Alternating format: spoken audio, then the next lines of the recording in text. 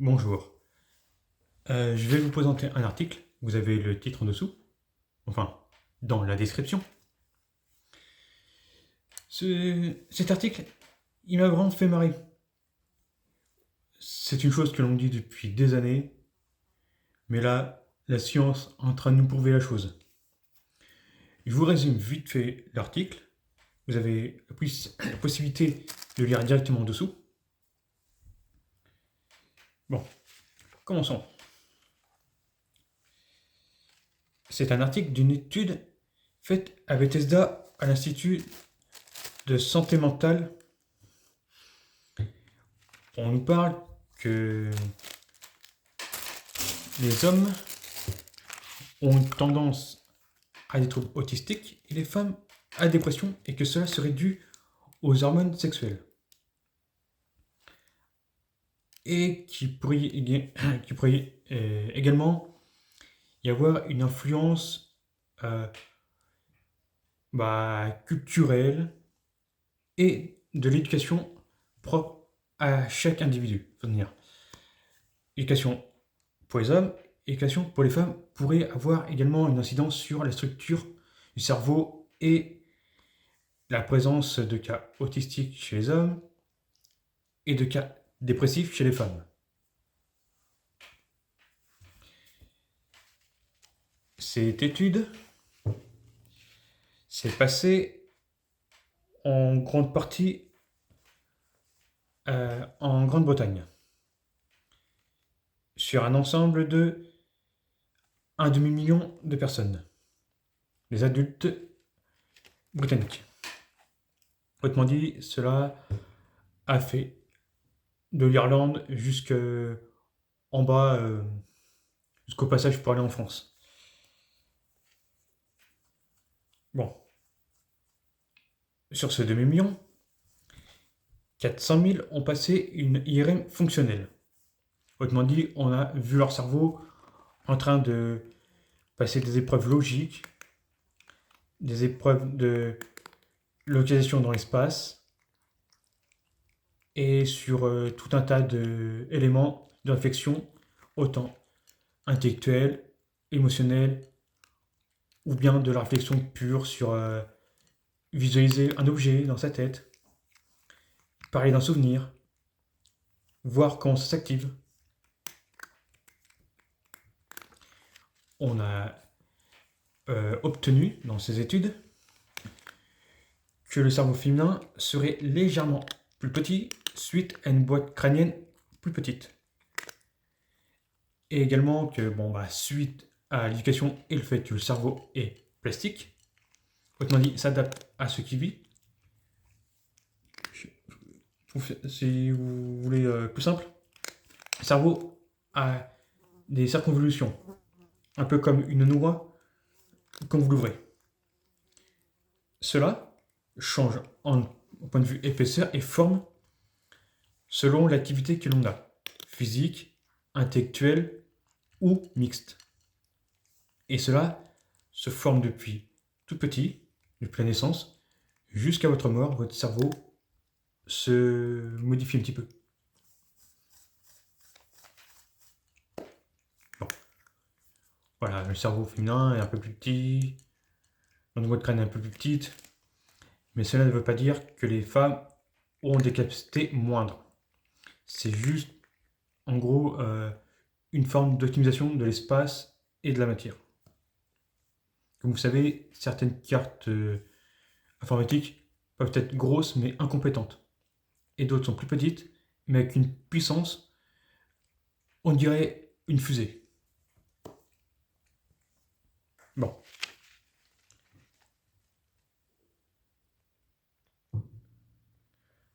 On a repéré sur plus de 600 zones cérébrales, 409 qui déterminent relativement bien si on a affaire à un cerveau masculin ou féminin.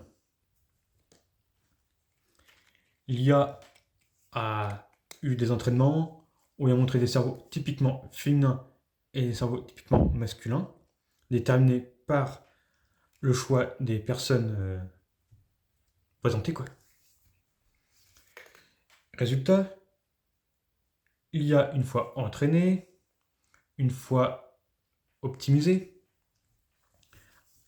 dans 90% des chances, enfin 90% des cas présentés,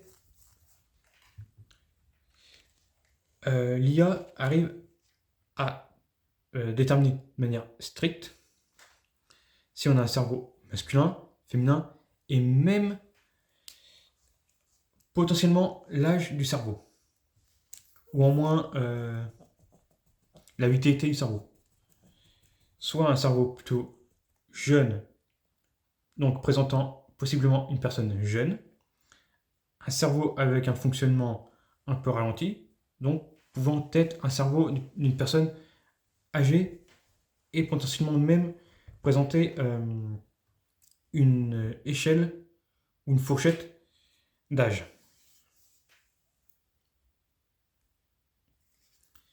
Donc l'intelligence artificielle arrive plus ou moins à déterminer si l'IRM présenté est d'une femme ou d'un homme, même possiblement la courbe d'âge présentée. L'article nous envoie sur plusieurs études, dont une à Stanford, que je vous conseille de lire également.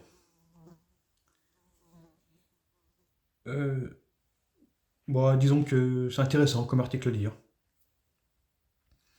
Mais pour les personnes qui sont intéressées par tout ce qui est psychologie, neurosciences, biologie, c'est l'article parfait pour vous.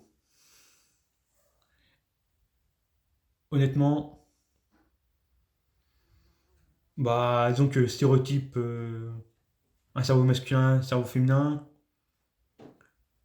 oui, il y a des différences. Et les études prouvent que oui, il y aurait une différence, pas aussi grande que ce que l'on souhaiterait présenter, mais une différence suffisante pour en faire état. La conclusion de l'article que je vous présente se conclut par, en gros, oui, il y a un cerveau masculin, oui, il y a un cerveau féminin, mais chut, faut pas trop le dire parce que dans le contexte actuel où faut pas trop vexer les uns et les autres, faut pas trop dire que les hommes et les femmes sont différents, on va rester prudent. Mais techniquement, au vu des chiffres présentés, on a un bon tiers où on peut dire oui, il y a clairement une différence homme-femme dans tout ce qui est neurologique. Du coup, tout ce qui est fonctionnement, dysfonctionnement que l'on trouve. Ceci est, on va dire, assez simple à présenter. Sachant que on a plus ou moins prouvé depuis des années par simplement présentation d'études, on va dire en double aveugle, ou bien de mise en situation, quoi. Donc on voit clairement que sans forcer les garçons et les filles dans une maternelle ou bien à l'école, on voit clairement des fonctionnements différents, et ça même en essayant de gommer les différences entre garçons et filles. Et on voit clairement qu'en fonction des âges, les femmes ont des facilités en mathématiques et même dans certains cas en géospatial. Faisant par exemple que pour Apollo, pour la mission lunaire, c'était des femmes qui ont fait les calculs. Et on comptait que sur elles. Pas parce que c'était des femmes, parce qu'elles avaient une compétence, cela a été prouvé, et cela a démontré que on pouvait leur faire confiance au millimètre près. Là, je sais plus c'est dans quel film on voit ça, je crois que c'est Les Femmes de l'ombre, un truc comme ça, où il y a justement Jim Parsons qui joue dedans, on voit avec les équipes. Le coup, où on a Kevin Costner qui brise le panneau des toilettes.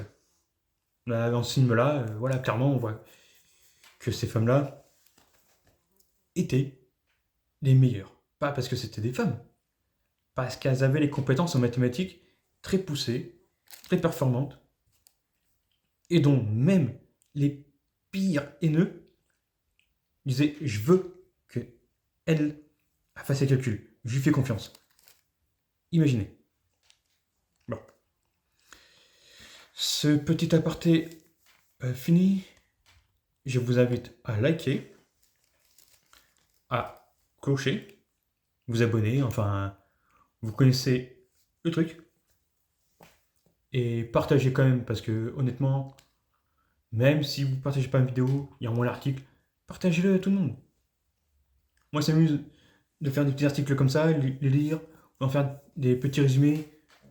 Allez. Bon, sur ce, au revoir.